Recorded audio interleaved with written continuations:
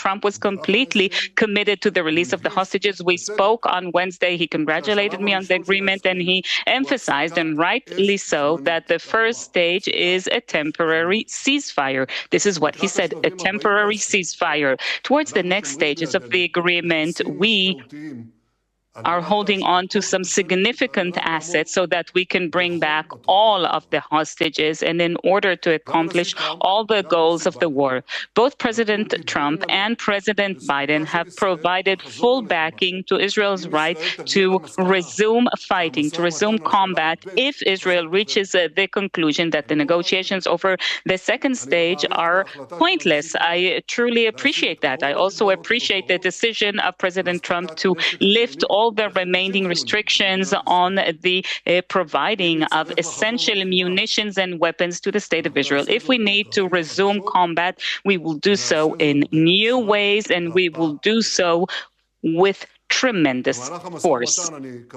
During the negotiations, I set some basic principles, some ground rules. The first principle is maintaining the ability to resume fighting in case it's necessary. For very long months, Hamas has demanded that we will promise from the outset in advance that we put an end to the war as a condition for the release of hostages. There were other things they tried to dictate, but I adamantly objected to these, and my position was accepted. We maintain our right to resume the war, if necessary, with the backing of the U.S. And all senior officials of the American administration have all testified, have all said that it is the Hamas who provided obstacles to the negotiations. It was the Hamas that created these obstacles, not Israel. The second principle is very important, a significant increase in the number of live hostages who will be returning already in the first stage. And I'm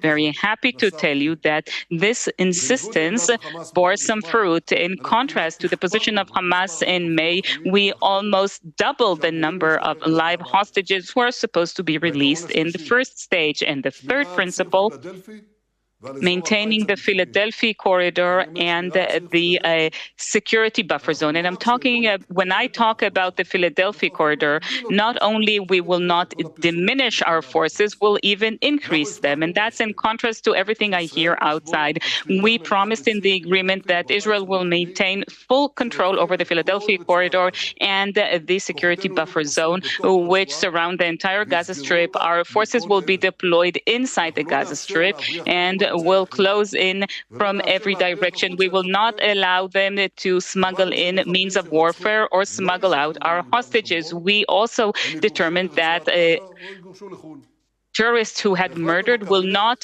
go back to Judea and Samaria. And we also decided to significantly increase in the second stage our forces in Judea and Samaria in order to protect our citizens. Now, what caused this change in the position of Hamas?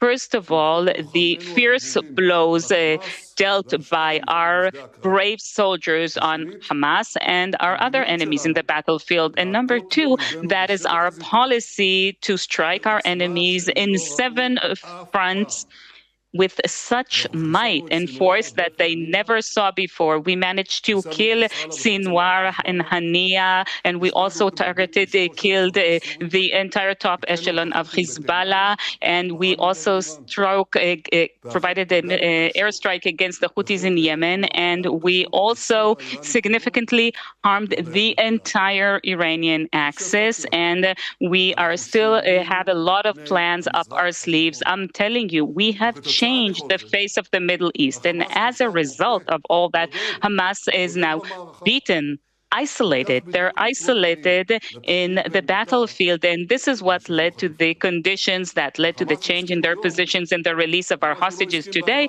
Hamas agrees to what they did not agree to in the past.